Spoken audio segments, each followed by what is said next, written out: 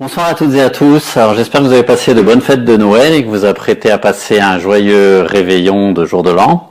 Alors dans mon dernier post, juste avant Noël, je vous avais promis de vous faire une petite revue BD sur les bandes dessinées présentées lors du dernier apéro sur le thème donc du bon vin et de la gastronomie. Alors pour ça, je vais vous faire une petite présentation des BD de ma collection qui traitent du sujet. En espérant peut-être vous donner un peu envie de découvrir le monde du vin, ne serait-ce que pour apprécier peut-être encore un peu mieux le bon vin que j'imagine vous allez boire au cours du réveillon de ce soir. Alors restez bien jusqu'au bout parce que je vais vous présenter mes deux BD favorites dans le domaine du vin et la gastronomie. Et puis j'aurai une petite surprise aussi à vous annoncer. Ce sera un peu le cadeau de Noël de BD Partage. Voilà, à tout de suite pour la présentation. Alors une petite parenthèse juste avant d'attaquer les présentations des BD. Alors cette revue, elle n'a pas la prétention d'être exhaustive, hein, ce sont juste les BD de ma collection. D'ailleurs, si vous estimez qu'il y a certaines BD qui traitent du domaine du vin qui mériteraient d'être dans la revue, n'hésitez pas à m'envoyer un commentaire, je les mettrai dans une prochaine revue, Noël prochain par exemple. Donc non, voilà, moi j'ai juste une collection de BD dans le domaine du vin parce que je suis un gros fan de tout ce qui touche au vin. Et j'essaye justement d'acheter un peu tout ce qui sort à ce sujet-là, mais bon, il se peut que j'en rate quelques-unes, voilà. Donc on va commencer par la BD de gauche, Étienne Davodo, Les Ignorants. Alors cette BD, en fait, c'est un projet un peu commun entre un auteur de BD et un vigneron. Donc chacun va un peu rentrer dans la vie de l'autre, dans son travail, va passer un peu de temps dans le domaine de l'un et de l'autre. C'est un peu le Vie ma vie. Je ne sais pas si vous vous souvenez de cette série, ce documentaire télévisé. Alors on apprend beaucoup de choses dans cette BD dans le domaine du vin, du dessin également, hein. On apprend pas mal de trucs sur le métier d'auteur de BD, donc sur l'impression, on apprend ce que c'est qu'un bon à tirer, et puis il y a une petite visite surprise aussi chez Gibrat, donc l'auteur de Mathéo. Mais moi, ce que je trouve surtout intéressant, c'est tout ce qu'on apprend sur le vin. Alors moi, je suis pas un super connaisseur en vin, hein, je suis plutôt un amateur, on va dire. J'ai un petit faible pour la trilogie pain, vin, fromage, qui a été repris par une célèbre marque de fromage, pour ne pas le citer, donc Boursin. Donc sur le vin, alors on apprend vraiment des trucs très intéressants, hein, sur la culture de la vigne, alors et puis aussi sur la production du vin. Alors, une petite anecdote que je peux vous citer. Alors j'espère que vous n'êtes pas, vous visionnez pas cette vidéo juste avant le réveillon.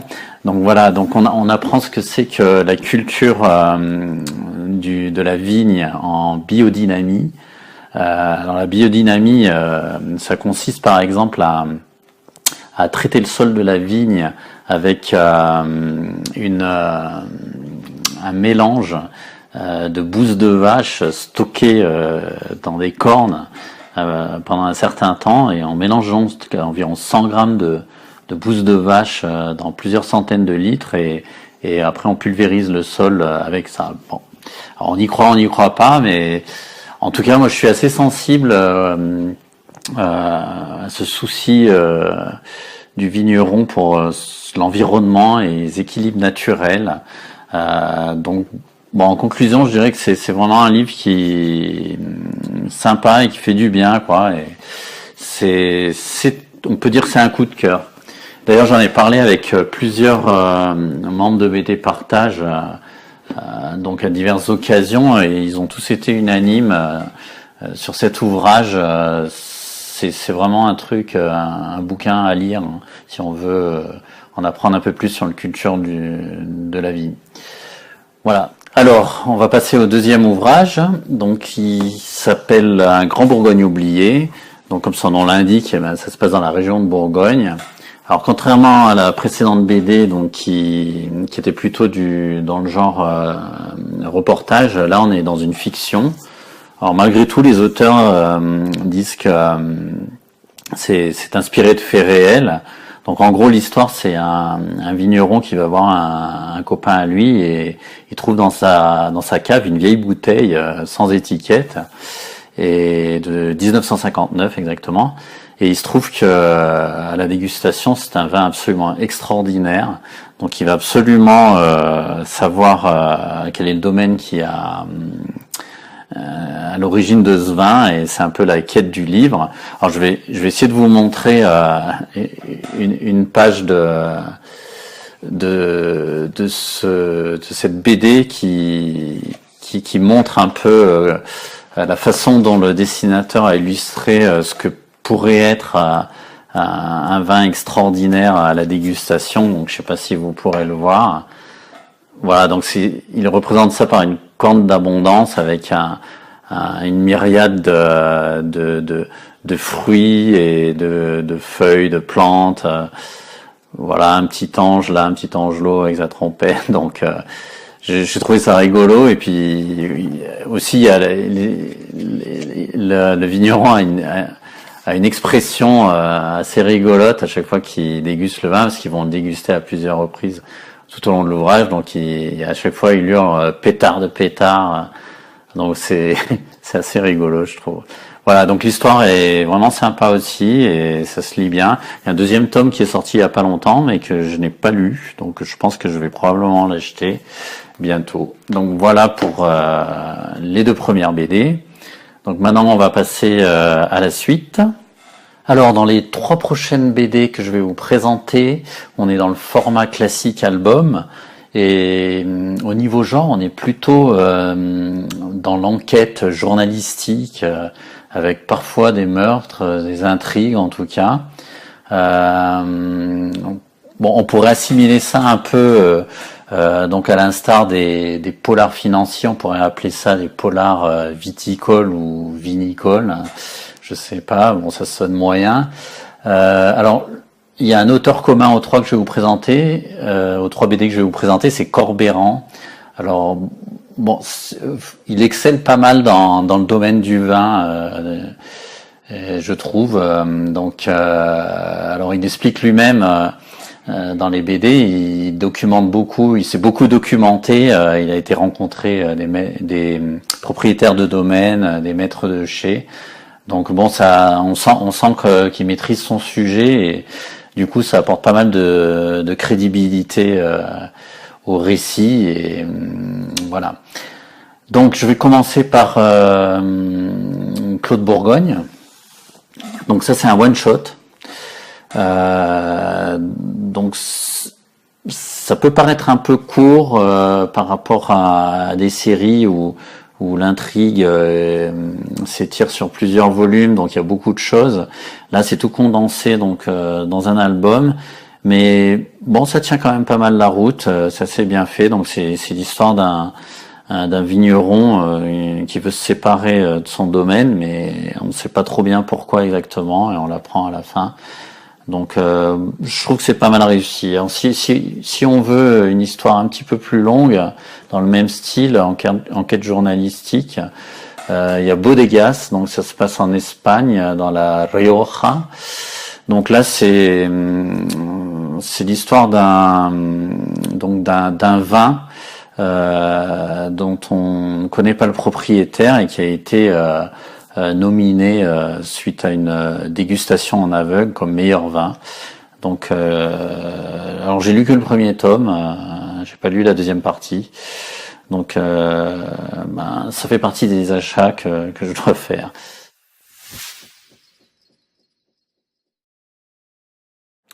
Alors, je continue la série sur les vins avec le 3e album. C'est toujours Corbeyran, ça s'appelle Château Bordeaux. Donc c'est une série dont je suis assez fan, donc c'est ma préférée. Il y a 8 tomes en tout. Donc l'histoire, ça se passe dans le Médoc, dans un domaine viticole qui s'appelle le Chêne Courbe. Donc le personnage principal, c'est Laurence Baudricourt. Donc elle est appelée d'urgence de New York où elle travaille, donc pour assister à l'enterrement de son père. Et alors il est rapidement question d'héritage avec ses deux frères qui eux souhaiteraient vendre le domaine, mais elle, à leur grande surprise, elle décide de reprendre le domaine et de s'accrocher. Et donc ça va être assez compliqué pour elle par moment, mais bon, elle va baisser les bras et elle se ressaisit. Et bon, c'est un personnage assez attachant, hein. Donc on a vraiment envie qu'elle réussisse. Donc c'est une série en fait qui est on peut dire une saga familiale dans toute sa splendeur, avec son lot de jalousie, de rancune, de cupidité, de belle-sœur calculatrice et manipulatrice. Donc c'est assez bien dessiné, ça se lit bien. Et donc le personnage principal, comme je vous disais, donc c'est vraiment une battante et c'est un personnage attachant. Donc moi j'aime bien. Voilà, donc ça fait partie de mon coup de cœur, on va dire, en termes dans le domaine du vin. Alors juste une petite parenthèse, si vous aimez bien les sagas familiales, on n'est pas dans le vin, mais on reste quand même dans le domaine de la boisson, on va dire. C'est dans le domaine de la bière, c'est les Maîtres de l'Orge, donc du scénariste qu'on ne présente plus, Jean Van Hamme, à mon avis un des plus grands scénaristes de ces 20 ou 30 dernières années en termes de bande dessinée. Donc ça s'appelle Les Maîtres de l'Orge, c'est une superbe saga familiale. Alors moi j'avais commencé 2 tomes sous format album, puis après je devais partir en vacances, j'étais content de partir en vacances à la mer, et donc pour pouvoir continuer, j'ai acheté l'intégrale en version poche, et c'est vraiment super pratique pour la plage. Donc je vous le conseille si vous voulez, plutôt que la tablette, si vous voulez amener une série BD à lire sur la plage, si vous pouvez trouver le format poche, c'est génial. Alors, je termine avec 2 BD, donc on n'est plus sur le vin, donc sur le cognac. Donc très rapidement, donc c'est toujours Corbeyran, hein, qui fait partie des auteurs. Donc j'ai lu le tome 1, il y en a 3 qui sont parus. Donc là on est dans l'enquête journalistique avec meurtre, hein. Bon, c'est sympa, ça se lit bien, l'intrigue est assez bien ficelée. Mais bon, voilà, j'ai lu le tome 1 et puis j'ai pas eu l'envie d'acheter les 2 suivants. Voilà, donc bon, dans ces cas-là, vaut mieux pas se forcer, hein. Il y a tellement de nouveautés à lire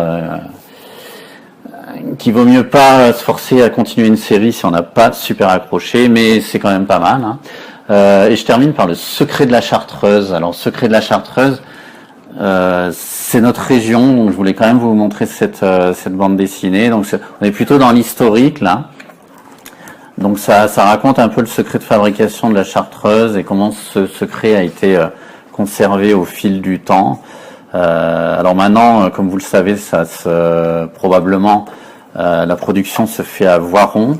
D'ailleurs, j'en profite pour faire un petit clin d'œil à Marie, qui est un des membres, la première membre en fait, qui a fait une interview, qui a accepté de faire le cobaye pour ma première interview, et puis qui aujourd'hui m'aide beaucoup sur les réseaux sociaux. Donc, elle s'occupe de diffuser BD Partage sur Twitter et Instagram. Donc, joyeux Noël, Marie. Voilà. Donc, bonne BD, hein, pour conclure. D'ailleurs, pour vous dire, ça m'a donné envie à la fin de boire une petite rasade de Chartreuse, et je me suis rendu compte que j'en avais plus. Donc d'ailleurs, il va falloir que j'en rachète une. Donc oui, non, très très bien. Pour ceux qui aiment les récits historiques, c'est pas mal comme moi. Voilà. Alors je termine par vous montrer donc mes 2 coups de cœur que vous aurez probablement deviné. Donc c'est Château Bordeaux, donc au niveau album BD. Donc ça, c'est si vous voulez apprendre un peu sur le vin, mais plutôt dans le cadre d'une saga familiale, et donc on apprend des choses sur le vin, mais c'est plutôt en arrière-plan, c'est dans le contexte. Et puis si vous souhaitez quelque chose de plus authentique, de plus ancré dans le quotidien, avec un aspect pédagogique, donc je vous conseillerais plutôt Les Ignorants. Et vous apprendrez pas mal de choses donc sur la culture de la vigne, non pas en bio mais en biodynamie. Voilà, c'est tout pour cette revue sur les vins. Alors vous allez me dire, bon, le thème c'était le bon vin et la gastronomie, mais là Christian, tu nous as parlé que du bon vin. Alors effectivement, je n'ai qu'une BD sur la gastronomie, et elle est dans ma tablette numérique. Alors oui, je lis quelques bandes dessinées sur tablette numérique, et je vous dirai probablement ce que j'en pense dans une autre vidéo, parce que là ça commence à faire un peu long, j'imagine. Donc je vous montre, voilà, c'est Frères de terroir. Donc là on est un peu comme dans la bande dessinée Les Ignorants, hein, c'est plutôt de la BD reportage. Donc on fait un peu le tour de France des producteurs et puis des restaurants. Et d'ailleurs il fait un petit tour dans un restaurant connu de Grenoble. Bon, je peux le citer, hein, c'est la Baratte. Voilà. Allez, donc voilà, c'est fini pour les BD. Alors maintenant vous allez me dire, Christian, toutes ces BD là, est-ce que on peut les trouver sur BD Partage? Alors je vais vous dire oui et non.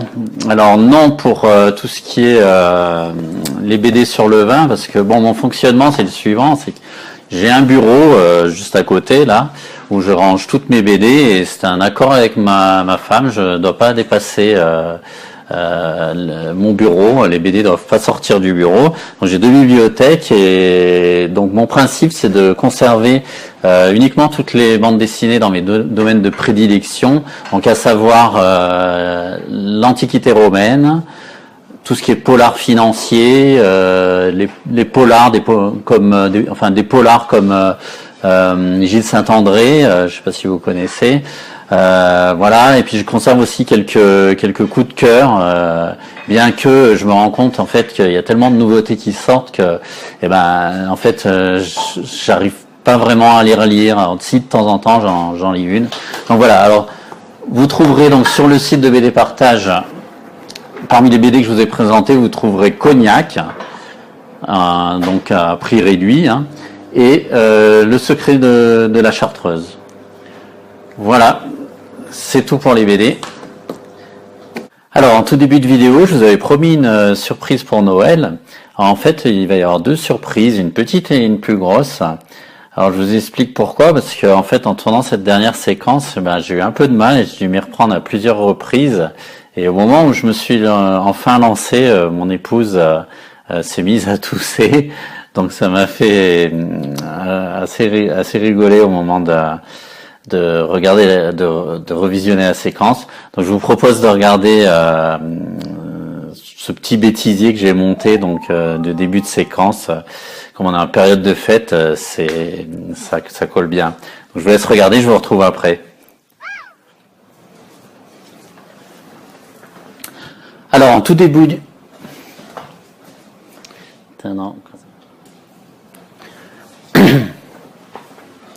Alors, en tout début de vidéo,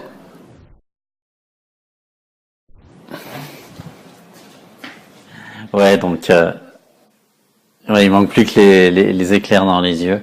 Voilà, donc j'espère que ça vous a fait rire autant que moi. Alors, maintenant, la deuxième grosse surprise, c'est une interview que j'ai réalisée au printemps dernier.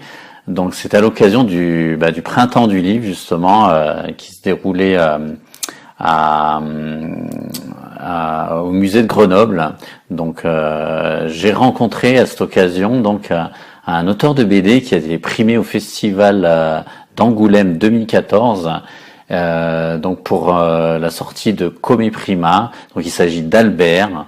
Alors j'ai pris mon courage à deux mains et je suis allé le voir et je lui ai demandé une interview, et à ma grande surprise il a accepté. Donc on est allé près d'un bar à Place Notre-Dame, juste à côté du clocher. D'ailleurs, vous entendrez le clocher à plusieurs reprises par l'interview. Alors comme la vidéo était déjà un petit peu longue, je vais vous présenter juste un court extrait de cette vidéo. Donc c'est vers la fin. Donc Albert a un mot assez gentil, très gentil même pour BD Partage en italien. Et donc voilà, je vous laisse regarder ce petit extrait et j'essaierai de vous monter la vidéo de l'interview en entier sur YouTube en début d'année prochaine. Voilà, donc il ne reste plus qu'à vous souhaiter un excellent réveillon pour le jour de l'an et je vous donne rendez-vous donc le 5 janvier à 18h au Tonneau de Diogène pour le premier apéro de l'année 2018.